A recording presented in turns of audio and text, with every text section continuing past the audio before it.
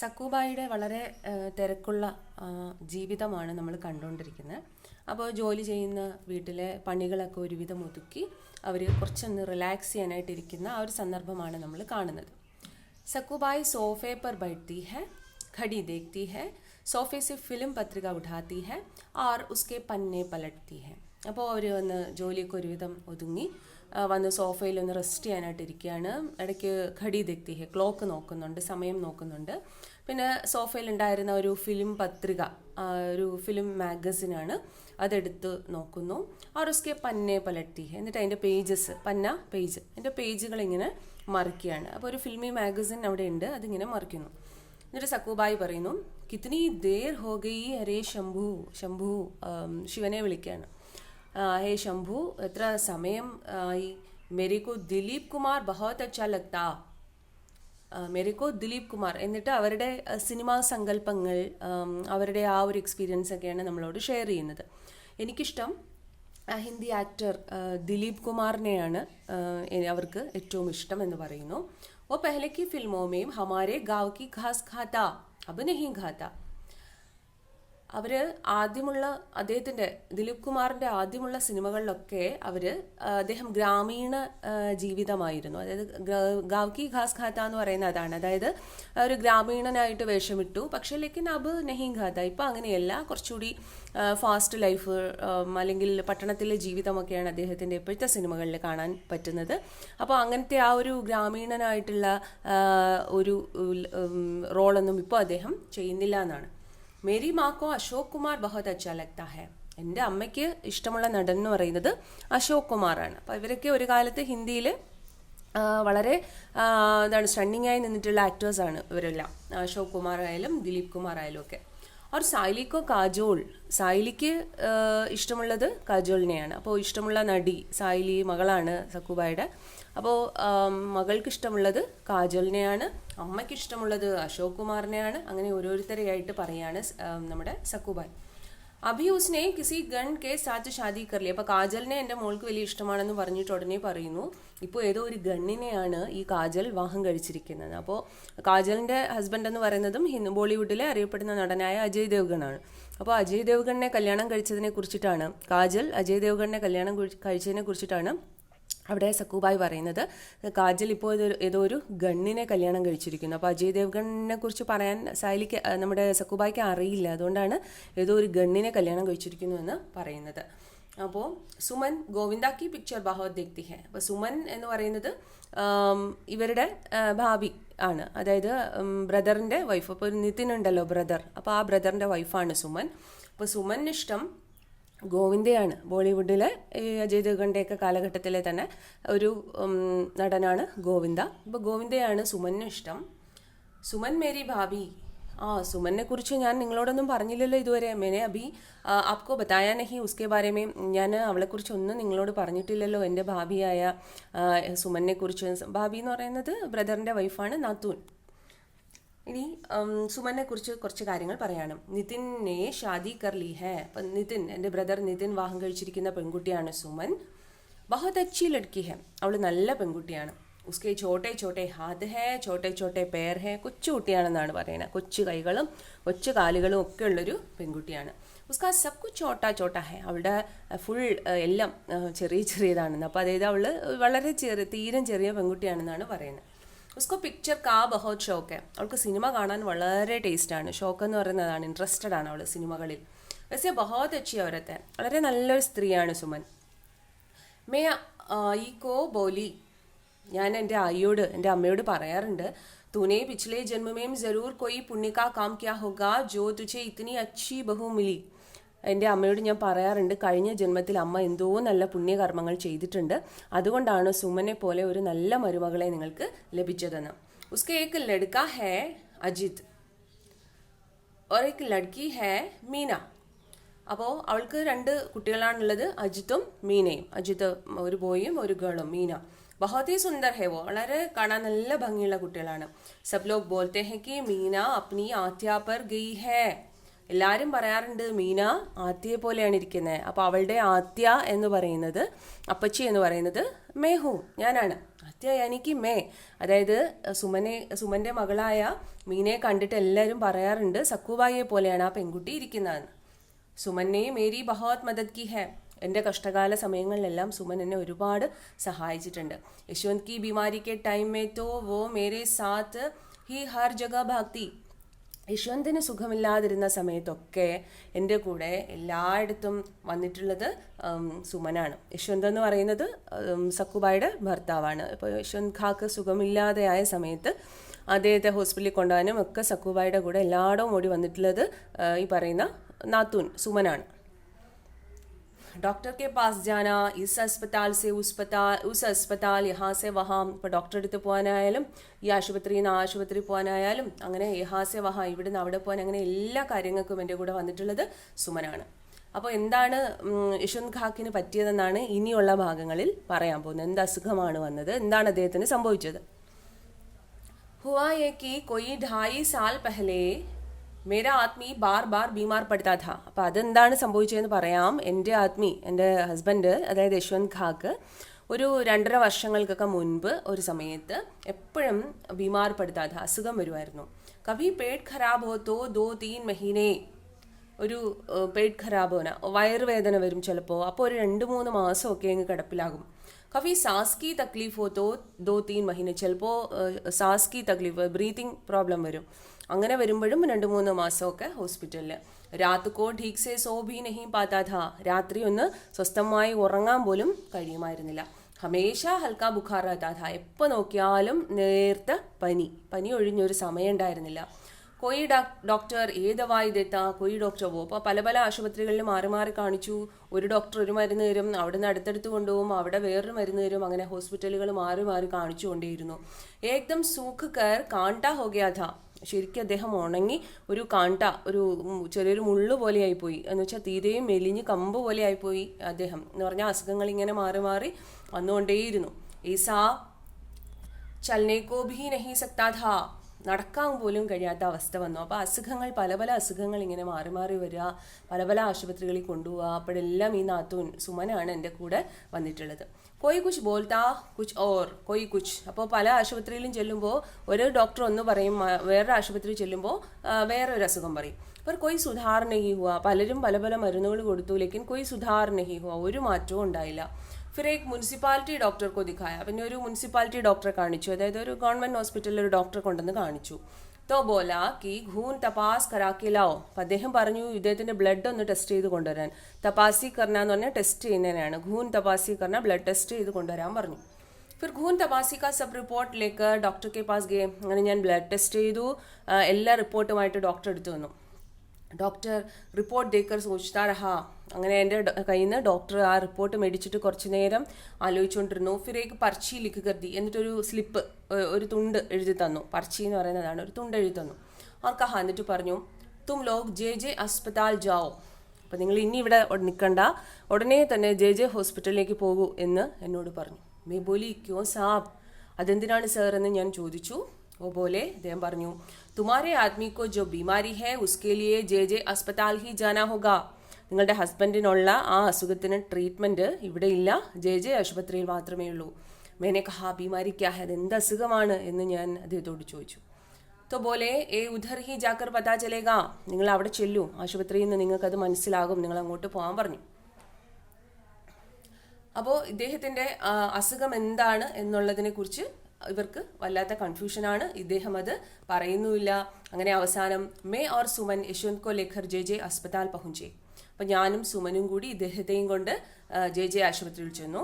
मैं यशवंत को उधर बरामदे में बिठा के सुमन को उसके पास खड़ा करके अस्पताल की पर्ची भरने और डॉक्टर से मिलने के लिए दौड़ भाग करने लगी. അങ്ങനെ ഞാൻ എന്ത് ചെയ്തു, യശ്വന്തിനെ ആ വരാന്തയിൽ തന്നെ ഇരുത്തി, എന്നിട്ട് സുമനെ അത് കൂട്ടിന് നിർത്തി, അദ്ദേഹത്തിൻ്റെ പാസ് ഖടാ കർക്കെ കൂട്ടിന് നിർത്തി. और अस्पताल की पर्ची भरने के लिए, അതായത് ഹോസ്പിറ്റലിലെ മറ്റ് കാര്യങ്ങളൊക്കെ ഉണ്ടല്ലോ, ഫോം ഫില്ല് ചെയ്യാനും കാര്യങ്ങളും ഒക്കെ ഉണ്ട്, തുണ്ടെടുക്കണം, അങ്ങനെയുള്ള കാര്യങ്ങളൊക്കെ ആയിട്ടും ഡോക്ടറെ കാണാനായിട്ടും ഞാൻ ദോഡ് ഭാഗ് കർണേ ലഗി, ഓടി നടക്കാൻ തുടങ്ങി, ദോഡ് ഭാഗ് കർണേ ലഗി.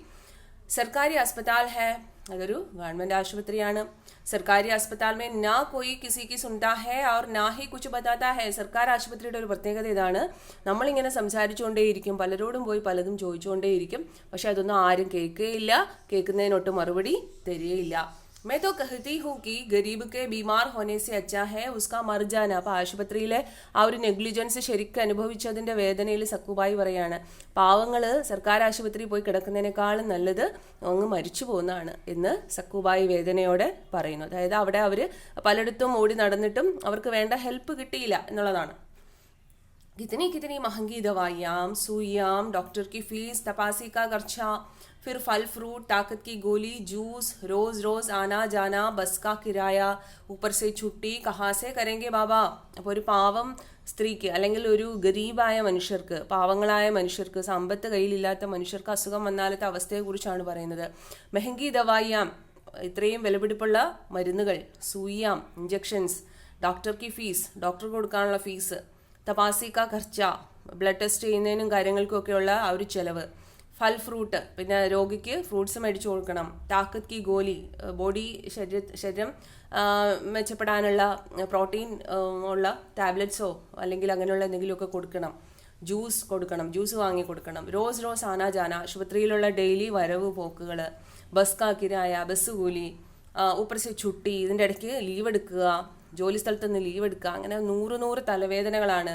കഹാസെ കരേങ്കെ ബാബ, ഇതെല്ലാം സക്കൂബായി ഒറ്റയ്ക്ക് മീറ്റ് ചെയ്യണം. അപ്പോൾ ഇതൊക്കെ ഓർത്തപ്പോഴാണ് സക്കൂബായി പറയുന്നത്, പാവങ്ങൾക്ക് അസുഖം വരുന്നതിനേക്കാൾ നല്ലത് എന്ത് ചെയ്യാൻ, മരിച്ചു പോകുന്നതാണ് നല്ലതെന്ന് സക്കൂബായി വേദനയോടെ പറയുകയാണ്. അപ്പോൾ അത്രയും അവർ ഭർത്താവിനെ കൊണ്ട് അനുഭവിച്ചു, അല്ലെങ്കിൽ അദ്ദേഹത്തിൻ്റെ അസുഖത്തെ കൊണ്ട് അനുഭവിച്ചു എന്നാണ് പറയുന്നത്.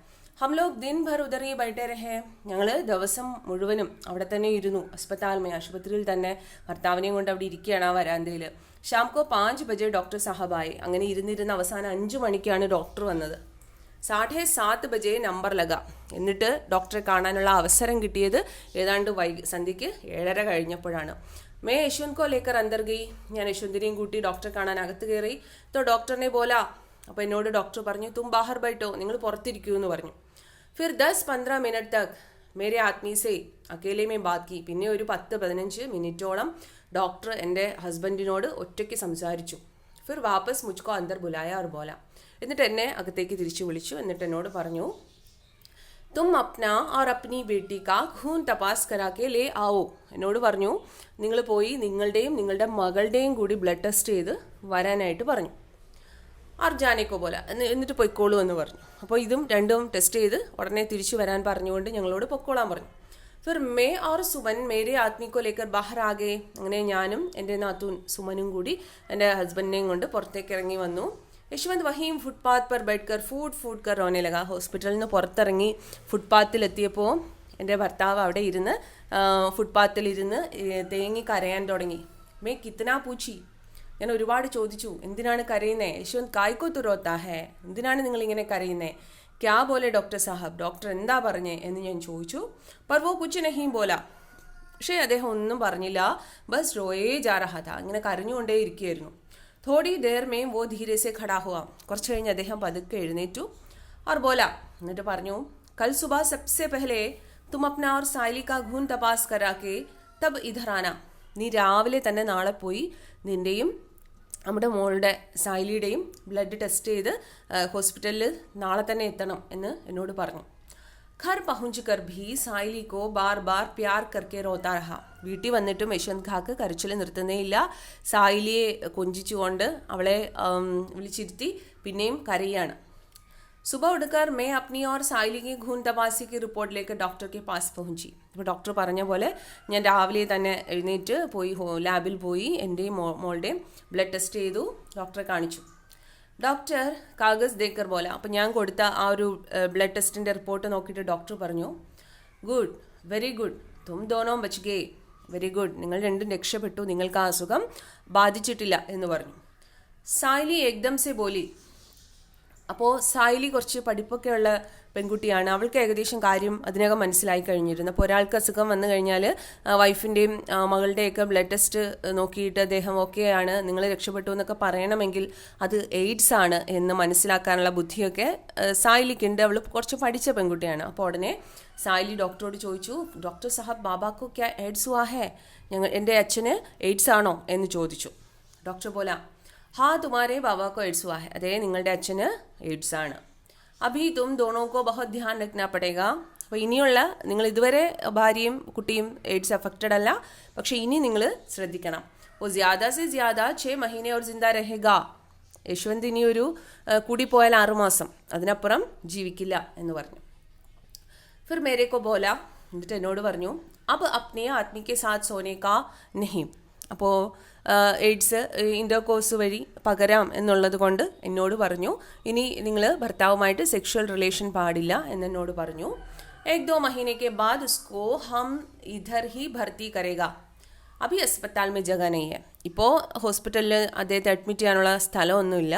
ഒരു 1-2 മാസം കഴിയുമ്പോൾ ഇവിടെ ബെഡ് ഒഴിയും, അപ്പോഴത്തേക്ക് അദ്ദേഹത്തെ ഇവിടെ അഡ്മിറ്റ് ചെയ്യാം എന്ന് ആ ഡോക്ടർ പറഞ്ഞു. അതായത് 6 മാസം മാത്രം ആയുസ്സുള്ള ആ മനുഷ്യനെ ഹോസ്പിറ്റലിൽ അഡ്മിറ്റ് ചെയ്യാൻ ഇനി 2 മാസം കാത്തിരിക്കാനാണ് ഡോക്ടർ പറയുന്നത്. ഫിർ ഏക് കാഗസ് മേ ദവായി ലിഖ് കർ ദി. പിന്നെ ഒരു പേപ്പർ എടുത്തു, എന്തൊക്കെയോ മരുന്ന് എഴുതുന്നു. എന്നിട്ട് പറഞ്ഞു, ഇസ്കോ ബാസാർ സെ ഖരീദ് കർ ടൈം പർ ഖിലാത്തെ രഹനെ കാ.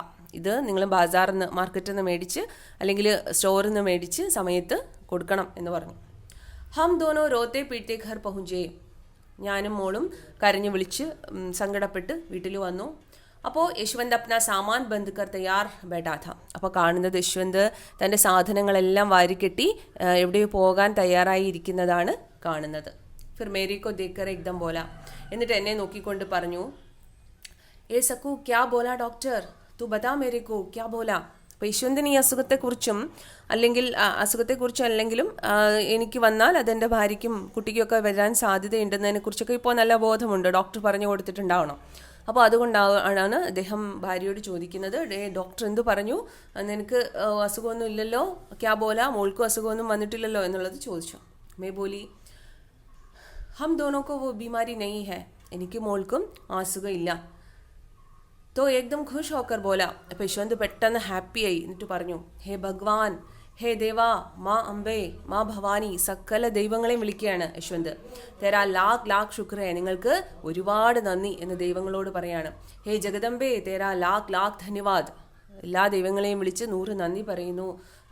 എന്തിനാണ്? ഭാര്യയ്ക്കും കുട്ടിക്കും ആ അസുഖം വരാത്തതിന്.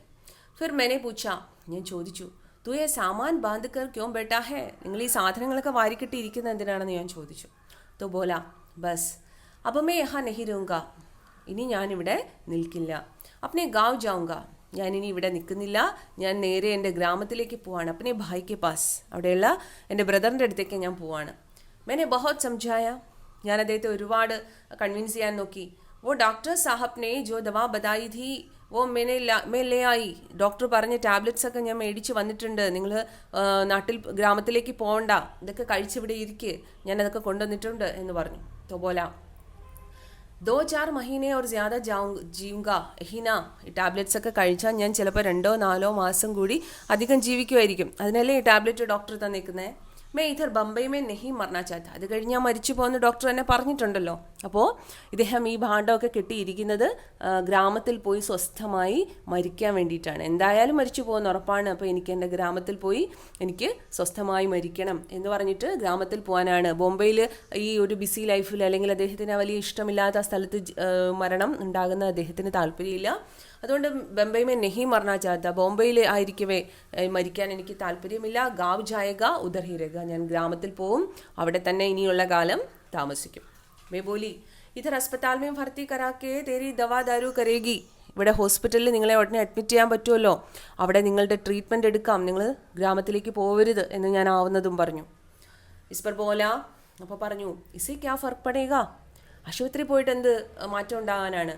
ഇസി ബീച്ച് മേരി വജഹ് സെ സായിലിക്കോ കുച്ച് ഹോ ഗയാ തോ, ഇപ്പം ഞാനിവിടെ നിന്നതിൻ്റെ പേരിൽ നമ്മുടെ മോൾക്ക് ഇനി അസുഖം വല്ലതും ബാധിച്ചാലോ. നഹി സക്കു മുझे ജാനേ ദോ, വേണ്ട സക്കു, എനിക്ക് പോണം. ഇസിമേ സബ്കാ ഫലാ ഹെ, അതാണ് നമുക്ക് എല്ലാവർക്കും നല്ലത്. യേ മേരെ അപ്നെ കർമ്മോ കാ ഫൽ ഹെ, എനിക്ക് അസുഖം വന്നത്, ഞാൻ ഈ അനുഭവിക്കുന്നതൊക്കെ എൻ്റെ കർമ്മഫലമാണ്, അല്ലെങ്കിൽ ഞാൻ തെറ്റ് ചെയ്തത് കൊണ്ടാണ് എനിക്കിത് സംഭവിച്ചത്. ഇസ്കാ നതീജ തും ലോഗ് ക്യോം ഭുഗതോ, ഞാൻ ചെയ്ത തെറ്റിൻ്റെ ഫലം ഞാൻ ഒറ്റയ്ക്ക് അനുഭവിച്ചാൽ മതി, നിങ്ങൾ എന്തിനനുഭവിക്കണം? അതുകൊണ്ട് ഞാൻ നിങ്ങൾക്ക് ഈ അസുഖം വരാതെ ഇവിടുന്ന് മാറിപ്പോവാൻ ആഗ്രഹിക്കുന്നു. ഉസ്നെ സാമാൻ ഉഠായ ഓർ ബോല, അദ്ദേഹം സാധനങ്ങളൊക്കെ എടുത്തു എന്നിട്ട് പറഞ്ഞു, തും ലോഗ് ഹർ മഹീനെ മുജ്കോ ദേഖ്നെ ആനാ, നിങ്ങൾ ഗ്രാമത്തിലേക്ക് എല്ലാ മാസവും എന്നെ വന്ന് കണ്ടാൽ മതി. ഏ കഹക്കർ വേ ബാഹർ നിക്കൽ ഗയ, അതും പറഞ്ഞ് അദ്ദേഹം അവിടുന്ന് പുറത്തേക്ക് ഇറങ്ങി.